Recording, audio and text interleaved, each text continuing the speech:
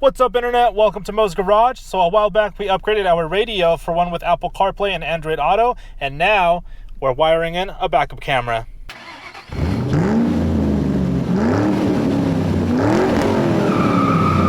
Alright everyone, so before we go ahead and get started, I want to go ahead and give a quick overview on the wiring. There are many different ways that you can wire a backup camera, but the method that I'm going to be doing seems to be the simplest one, where the backup camera only turns on when you put the car into reverse. Now, I am using this Boyo camera, but this is not a paid sponsorship or promotion of any kind. I simply just bought this one because it has a bunch of different mounting options. But most camera systems should be very similar. Starting off right here with this cable, we have this AV cable, which transfers the video signal from the camera to the head unit. And then this guy here is a convenience wire, which actually runs inside of this AV cable. And basically what we're going to do is we're going to stick this guy to the back of the head unit, and then we're also going to wire this guy to the back of the head unit on one of the wires for the backup camera. So the only thing this wire does is that it tells the head unit that the car has been put in reverse. And then over here on the other end, we can see that we have this AV cable as well, and the other end of that convenience wire. This convenience wire is going to be tapped onto the positive wire of the reverse light, and that's how the vehicle will know that the car is in reverse. And then this other side here goes into this guy, and these are just the cables that are going to be powering up the backup camera. I'm going to go ahead and tap these wires also into the positive and negative of the reverse lights. And then over here on this side, we have the connector for the backup camera. So this guy here goes in here. Now there should be two little arrows that you need to align in order to make that connection. All right, so now that we have that kind of sorted out, let's go ahead and get started on installing the backup camera. All right, everybody, so starting up front with the radio, what we're going to do is we're going to go ahead and take this paneling off so we can access the radio. So all we got to do is we got to pry this guy out. And then that's going to reveal a Phillips head screw right here, which we can go ahead and remove. From there, we can just go ahead and pull this cover out. All right, and so then from there, we're going to have to remove the head unit, and we have 4 Phillips head screws. So we have one here, another one here, another one on the side right here, and then the last one is right here. That should be able to allow us to pull the radio out so that we can go ahead and start wiring our AV cable. All right, guys, so now with the head unit out, what you want to do is you want to hook up your AV cable to the backup camera port on your head unit, and then that convenience wire is going to be wired up into this reverse cable on the head unit. All right, so now what I'm going to do is I'm going to go ahead and take the other side of the AV cable, and I'm going to snake it through this opening here so that it comes down right here underneath the driver's side footwell. All right, everyone, so I've gone ahead and I've mocked up the radio back into place. And as you can see right over here, we have all that AV cable that we kind of need to route. So what I'm going to do is I'm going to go ahead and snake it underneath this dash into this side panel, down underneath this little plastic trim piece, and then all the way to the back.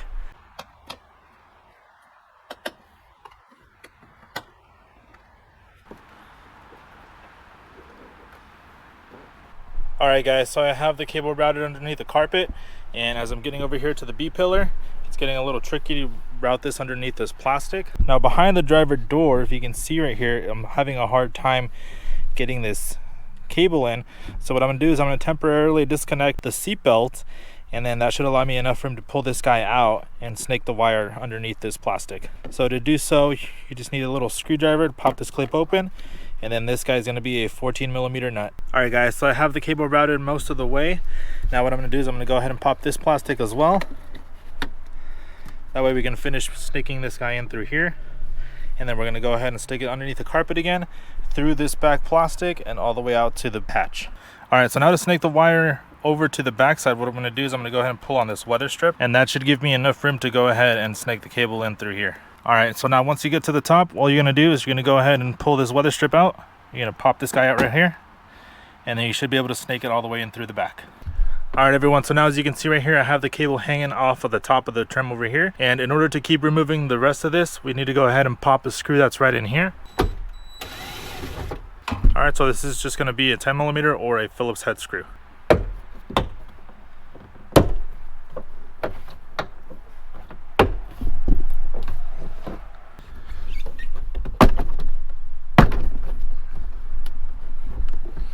All right, so now that we have this panel just kind of cracked open, we can go ahead and snake the cable the rest of the way. All right, everyone, so as you can see right here, we have the cable just kind of hanging out right here by the taillight. So now the next thing to do is to go ahead and remove the taillight assembly. And to do so, there's only 2mm screws, and then you should just be able to pop this out.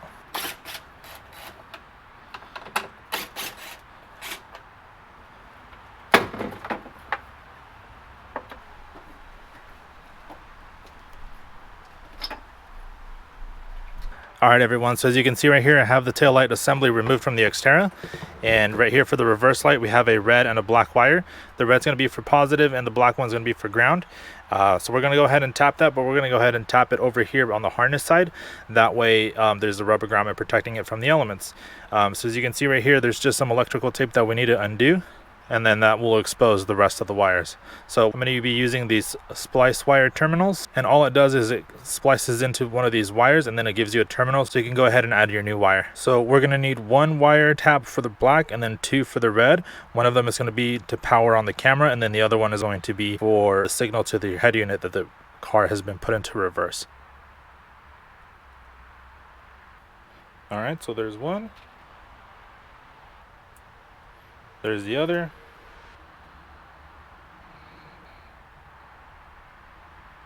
Alright guys, so now what we want to do next is we want to go ahead and get this convenience wire that's hooked up to the head unit, and then we're just going to go ahead and add this connector to it. Then we want to go ahead and crush it. Alright, and then once you have that cable in there, just want to go ahead and do a pull test, make sure it doesn't pop out. Alright, and once you're done with this, we can go ahead and do the same thing to the positive and negative on the wire for the backup camera. Alright everyone, so now that we have all these terminals complete, let's go ahead and hook everything up to make sure that it all is working properly, and then we can go ahead and start mounting the camera to where we choose.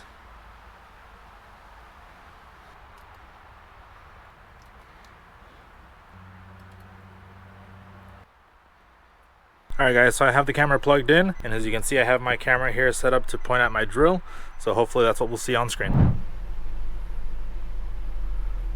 Alright, let's go ahead and pop it in reverse.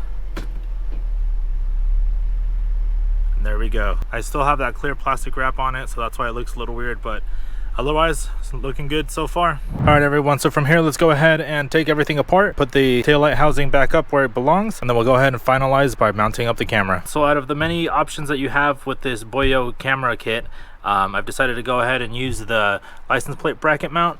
And so what I've done here is I've gone ahead and I've added the camera onto this bracket, and I'm running the cable down underneath into this hole right here, which then runs the cable behind the bumper up through this bumper opening underneath this plastic, and then up to the taillight housing where we're going to have all our wires. So now the next thing to do is to go ahead and make a very small hole into this grommet where we can pass the cable through, and then we can go ahead and reinstall our taillight. Alright, so now to make the hole, I'm going to use this really small flathead screwdriver to just kind of get in here and make a hole. You don't want the hole to be super large, you just want it to be large enough so that the cable can pass through. Alright, so now let's see if this will pass our cable. The head is going to be the hardest part, but once you get through that, it should be no big deal. Alright, and there it is. Alright everyone, so even with this thing being able to come out as far as it does, I still don't have enough space to reach the connectors for these guys, so I'm going to go ahead and snake these cables in and out through here, connect them, and then stuff everything back in.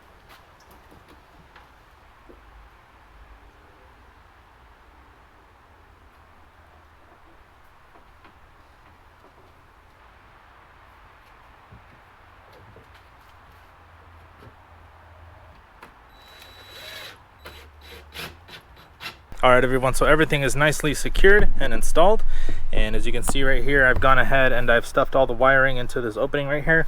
That's also where the wiring for the taillight goes. Alright everyone, so I have everything put back together, and now I just want to do a last minute check to see if everything is working as it should. So let's go ahead and start the car.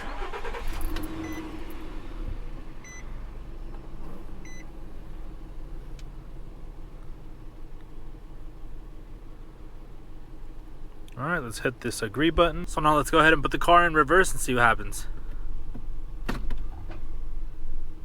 Alright guys, so there you have it. We have successfully installed our backup camera onto the Xterra. Overall, not too bad of a job, and I am pretty happy with the way things turned out. Now before I let you guys go, I do have a couple things that I want to point out. First and foremost, there were two sets of grid lines on the receiver when we first installed the backup camera, and that's because the backup camera has some built-in grid lines, and then the radio also has another set of grid lines. In order to go ahead and fix this, what you have to do is you have to go into your radio settings and go ahead and turn off the grid lines. That way the grid lines that are being displayed are strictly from the camera. And then the second thing is the backup camera is actually installed upside down when I first installed it. So I've gone ahead and I've installed it correctly, and this is what it should look like once everything is all buttoned up. To be honest, I'm not a big fan of the way this looks. I will most likely be changing the camera mount. This Boyo kit comes with 6 different mounting options, which is a big reason why I purchased this kit. But again, this is not a paid sponsorship or promotion of any kind. I'd purchase this with my own money. But anyways, guys, thank you so much for watching. Please consider liking and subscribing, and I will catch you guys on the next one. Peace.